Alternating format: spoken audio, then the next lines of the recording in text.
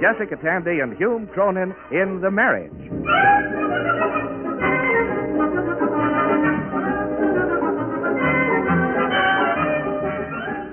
The sponsors of this program offer no endorsement of the opinions, philosophies, stubbornness, or confusion of the persons represented therein. However, with the conviction that marriage remains the most popular domestic arrangement between friendly people, NBC takes pleasure in presenting by transcription one of the most distinguished couples in the American theater, Jessica Tandy and Hume Cronyn as Liz and Ben Marriott in the new dramatic series, The Marriage.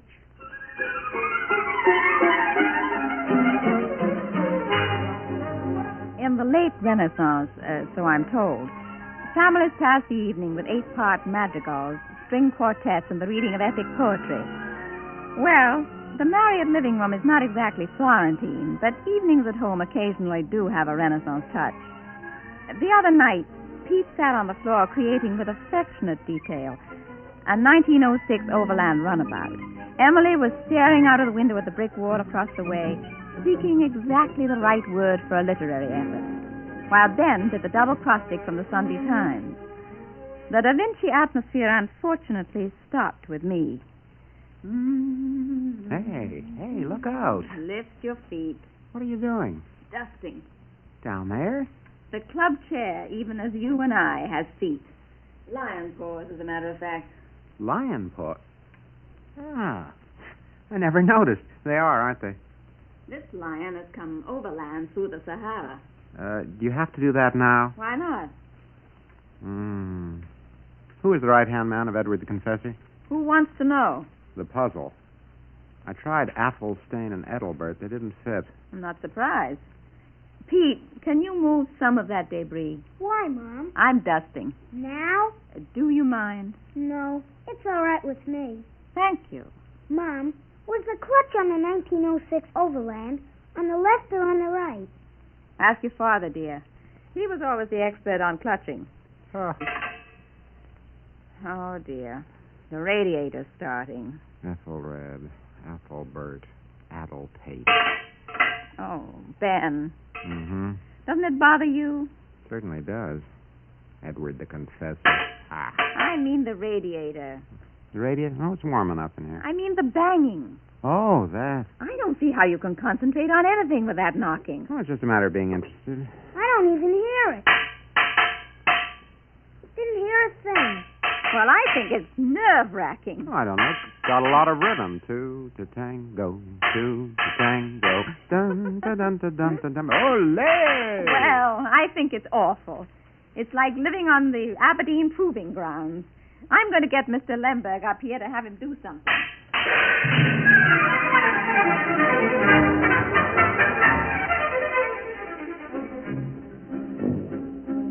Mr. Lemberg is a sweet old gentleman with a soup-strainer mustache and bushy gray hair. He's the superintendent of our building, and he fights a losing battle with the machine age. I asked him to come up the next afternoon. The radiators were playing Stravinsky's Rites of Spring when he rang the buzzer.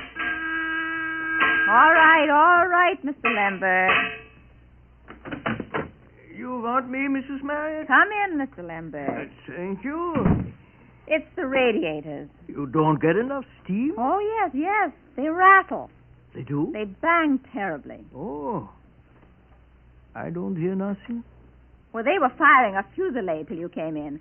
They're just hiding in ambush now. Oh, yeah, Mrs., I understand. Them radiators are sneaky. Yes, they are. Did you notice that? Oh, sure. They probably knew I was coming. I didn't mention it. No, they got ways. Remember, there is pipes running through the whole building. I've often worried about that. Mrs., they know them radiators. If I'm in my good suit on Sunday, bang, bang, bang, bang. All I gotta do is change in the overalls and hold up a wrench. Nothing. It doesn't seem quite honest, does it? Sneaky. It's a little like our refrigerator door. Oh, you got trouble with that? Oh, it sneaks up on you. Yeah. If you're bending way over to get something way in the back, it sort of sidles up behind you and... Oh. It's cold, yeah. The radiators are the worst. Ours seems awfully clever. Smart, them radiators. Always thinking. Do you think we have a chance against them? Listen, missus, they got their job. We got ours. We got to keep trying. Even though we're outnumbered? Yes. When we fool them, next time they start up, you send for me right away. I won't say anything out loud. You bet. We get 'em, missus. Well, goodbye. Thank you, Mr. Lemberg. That's all right. Oh, Mrs. Marriott, you going to do washing today? Well, yes, I was. Well, look out for that washing machine on the left. It's been mad all morning. So mad. I don't know why. It always used to be so friendly. Well, goodbye, missus.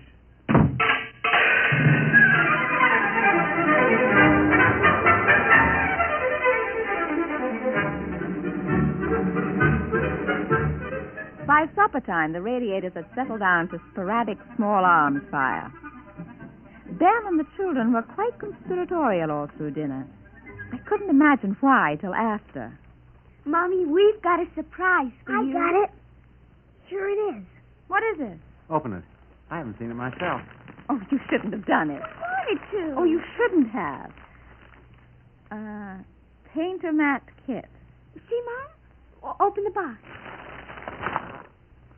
What is it? Canvas for painting pictures. But it's all written on. Well, don't you see? The picture's all ready for you. All these little lines show where the colors go. See, every section is numbered. It looks like a map of a housing project. The paint has numbers, too. Hey, that's clever, isn't it? Oh, you shouldn't have done it. Believe me, Ben, you shouldn't have. We thought it would be just the thing for you, Mommy. They're complete instructions. The man said a child of 6 could follow them. Left a small margin for safety, eh? Now, Liz, it's a start. Well, you can't go wrong. The pictures are pre-tested on children of 6. Do you think maybe I'd be too old? Oh, no, Mother. Gosh, look at Grandma Moses. This can give you a creative outlet. It's foolproof. And I'm just a fool to prove it? Mom, don't you like it? Oh, of course I do, darling. It was very sweet of both of you. Of all three of you.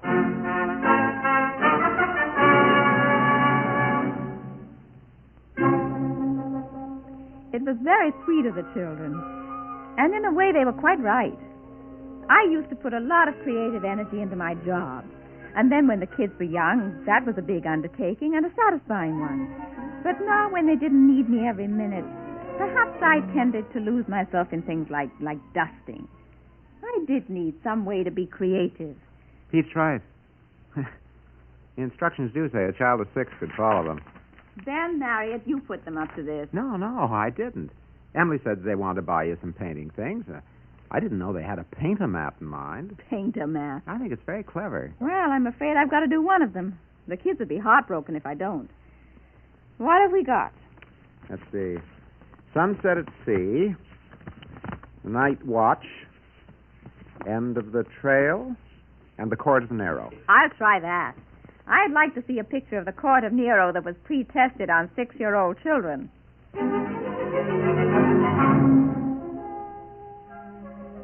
Oh, Grandma Marriott went at it. I squeezed the tiniest cube of number 76, which turned out to be a sort of mud green, and carefully filled in space 76, which turned out to be a section of anatomy of one of the court ladies. The Paint-A-Mat Company evidently was privy to several extremely advanced 6-year-olds. To tell you the truth, I enjoyed it, in spite of the instructions. The next day, on my way home from the supermarket, I wandered into the community center. Can I help you? I'd like to ask about painting. Oh, of course. Now, which kind would you like? Sketch, water, oils, pastels, landscape, and life. You have to be married for life. Well, I didn't know you were so strict. My marriage is fairly stable, but you never can tell, can you? No. I mean life class. They use models, so we have to be careful. I understand. I think that's a little advanced for me. Do you have anything for beginners? Oh, yes. That's our Mr. Dandria. He's on television. I didn't know they had artists on television. Oh, yes. Yes, he draws Dickie the Weatherbird for the Midnight Weather Report. He sounds formidable. Oh, no, Mr. Dandria is wonderful with beginners. He makes it so simple. Why, it could be followed by a 6-year-old child.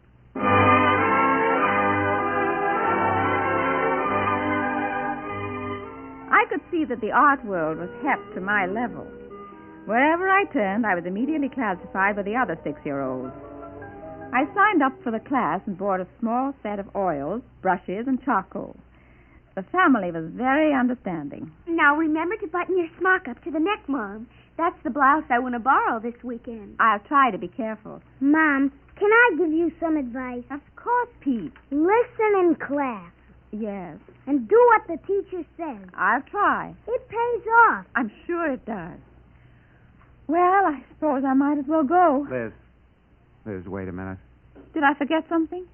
Let me look at you. Why? Whenever I see them go off to school for the first time, I just get a big lump right here. You look out or I'll give you a big lump somewhere else. And so, with head held high, a furtive tear lurking in my eye, I braved the new world of the community center adult beginners art class. We all perched on high stools in front of our easels and waited for the master. My neighbor on the right was a large, cheerful woman, Mrs. Joachim. And so I told Max, you put the kids to bed. Tonight, I'm going to learn painting. He says to me, what do you want to learn painting for? You're another Toulouse-Lautrec? Isn't that silly? It certainly is. I don't even look like Jose Pereira. Have you ever painted before? I couldn't even draw a straight line. Actually, I come to see Mr. Dandria. Do you think he looks like on television? I've never seen him on television. Is he handsome? I don't know. All you see is his left wrist when he draws the weather bird. He has very attractive knuckles. That's half the battle, isn't it? Oh, here he is. You recognize the wrist? Who else would wear a beard and a Scotch plaid beret?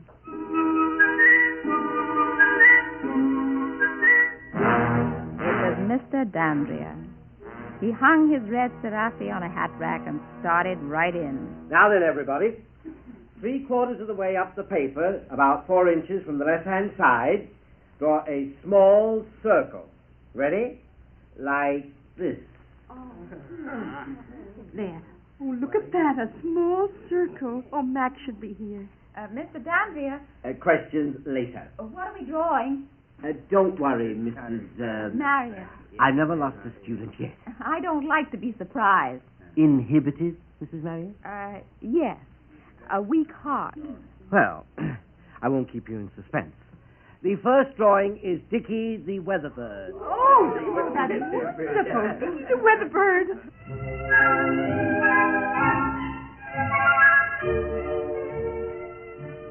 Mr. Dandria went on.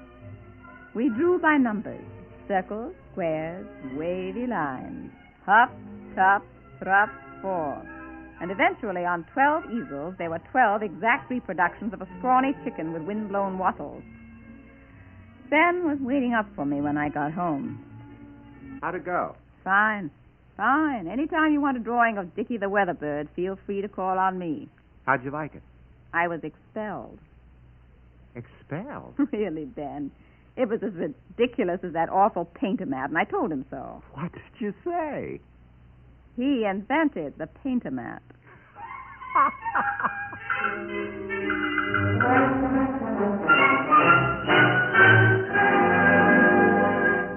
The family took my expulsion from art class philosophically. Pete even restrained himself from saying, I told you so. Gradually, the specter of mother as Grandma Moses faded. But now I had a guilty secret. In the daytime, when everybody was safely occupied with the world's affairs, I plied my clandestine art. I had sniffed the heady aroma of turpentine, and I was hooked. Presumably, I would soon be injecting it directly into an artery. Once I was caught red-handed. Well, blue-handed, as a matter of fact. Cobalt blue. What are you doing, lady? Huh? Oh, how did you get in? Lumberg let me in with the pass key. I'm the plumber. Oh, the plumber. Mind if I set my tools down? Are you supposed to fix the radiator? Yeah. How do you like that? Radiators after all these years. You don't like radiators? Oh, it ain't that. I can take them or let them alone. You see, lady, I'm a sink man. A sink man? Lady, I can tell what a sink is stopped up with just by listening to the gurgle. I used to be able to do that with a baby. It's much the same. Except, of course, them new garbage machines on the drain. That would be a little complex. Oh, it isn't that. I keep losing fountain pens down it. You know, lean over to look the sink. The pen falls out of your pocket. That's all. We don't have one. Besides one of those machines, you identify your garbage. Maybe you got company in the front room. All of a sudden they hear... They know what you do in that machine. They do? Sounds like a great parlor game. Well, I don't want to keep you from your work. I'll just go on with what I'm doing. What? What do you mean, Well, lady, a yellow cow is unnatural. Look, young man, if I want to paint it puce with cinnamon stripes, that's my affair. I've had enough art instruction. If I want advice about stuffed sinks, I'll come to you. But in the meantime, I'll stuff my own sink. I mean, I'll paint my own picture. Well, okay, lady. Don't get sore. If you want to make it a jurisdictional dispute, okay. Let's leave it that way. Okay. Whoever heard of a yellow cow?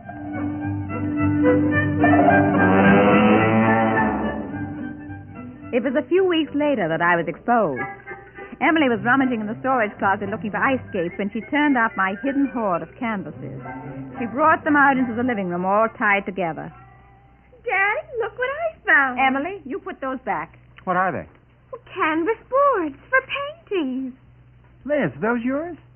You've really been painting. That's wonderful. Oh, they're nothing, really. What's on Hey, television? kids, we're going to have a one-woman show. Pete, lend me your scout knife. Sure, Pop. Now, stop it, Ben. I think it's very exciting. Emily, Pete, everybody, let's sit down. Oh, well, they're nothing, really. Let's see. Well, all right. You see, I wanted to paint some of the things I remembered when I was a little girl. You know, the country, the old houses, the farm animals next door.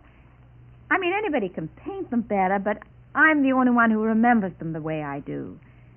The whole thing seemed to be slipping away from me, and I did want you to understand. The children, too. Let's see what they look like. There.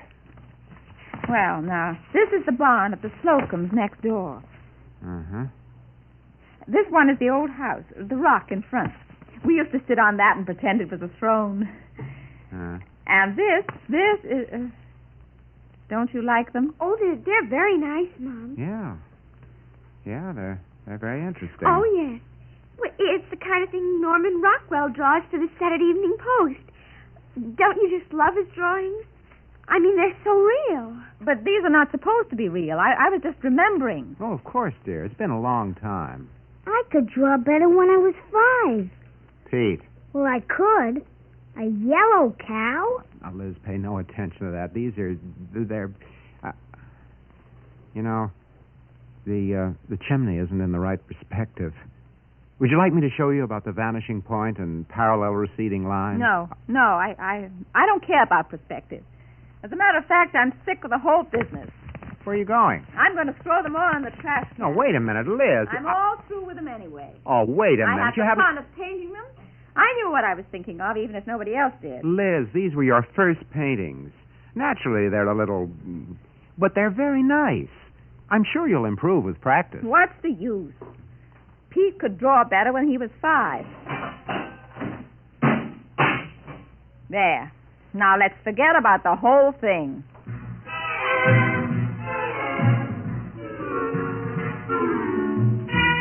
They were all very nice to me. They took me out to dinner to Emily's favorite restaurant, and we all had Pete's favorite food to cheer me up. Ben added to the celebration with a movie in the evening, which he'd been very anxious to see. It was Moulin Rouge, which I thought was most appropriate. All about poor Toulouse-Lautrec who wanted to paint. But Mrs. Joachim was wrong. She looked exactly like Jose Ferrer.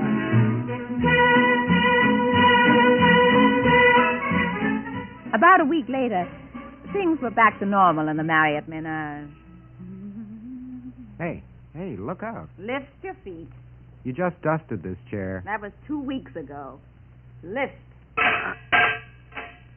I thought they were supposed to be fixed. They were. Oh, Ben, this is too much. It's ridiculous. I'm going down to get Mr. Lemberg right now. All right. I'll get rid of that banging if they have to rip out the whole steam system and go back to a pot-bellied stove.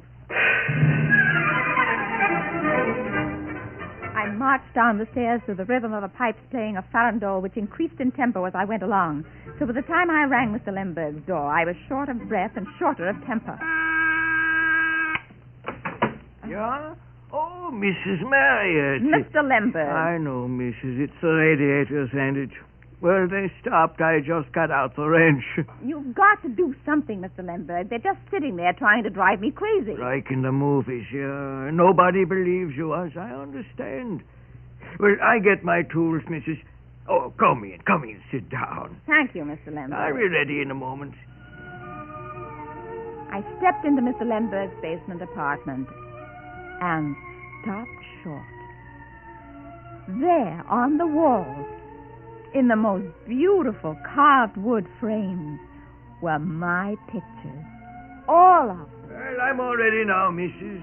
Mr. Lemberg, those pictures... Oh, yeah. Funny thing, I found them in the trash. Somebody just threw them away. I had these frames. My father was a wood carver in the old country. They just fit, don't they? Mr. Lemberg, you like these pictures? Well, I tell you, Mrs. Marriott, I'm in this country maybe 30 years. I'm a citizen. My son was in the army in the war. But still, you got to remember how it was when you were a little fella. You know? I know. I saw those pictures in the trash, and right away I remembered. Now, look, those hills could be the Schwarzwald when I was a little boy. No, not exactly, but that's the way I remember it. And in the bright sun, the cows looked yellow, with the trees big, very big. And the shadows very black and terrifying. Yeah, and that village could be Dittersdorf, just like I remember. The houses looked like people. Fat little people with staring eyes. Yeah. And the church tower like a tall, thin schoolmaster. That's it, yeah, just like Herr Schnabel. Mrs., was you ever in Dittersdorf? No, not exactly. Mrs., I give you one. Oh, no. Now, listen, why not? Somebody threw them in the trash. Why shouldn't you enjoy them? But Mr. Lemberg, with the frame... Oh, I got lots more. Papa was always carving. You should see the kitchen chairs. Here, Mrs. You take this picture. Eh? Oh, thank you, Mr. Lemberg. Oh, you don't know what a wonderful present this is. So, now we get them crazy radiators.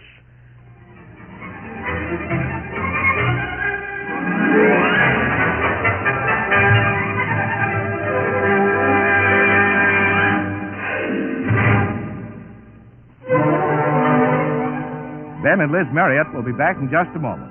In the meantime, let us extend an invitation on behalf of our stars, Jessica Tandy and Hume Cronyn, as well as the National Broadcasting Company, to all of you to drop by next week at this time for another half-hour observation and transcription of The Marriage, written by Ernest Kinoy. Emily and Pete Marriott were played by Denise Alexander and David Pfeffer. Mr. Lemberg was Bill Griffiths, Miss Keynes, Ann Petoniak, Mrs. Joachim, Adelaide Klein, Mr. Dandria, Burford Hampton, and the plumber was played by Ralph Bell. The Marriage is an NBC radio production directed by Edward King. This is Bob Denton speaking. Mr. Lemberg had the pictures up on his wall? Oh, he was so sweet. He said they reminded him of his childhood. You know, Liz, looks fine hanging there. It's a beautiful frame. Reminds me of Central Park when I was a kid. Oh, Ben. Oh, Ben, thank you. Good night. Good night, darling. Make kitchen chores lighter with music and drama on the NBC Radio Network.